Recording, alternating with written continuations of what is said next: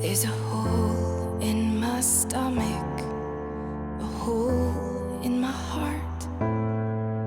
Can someone please tell me when we started to fall apart?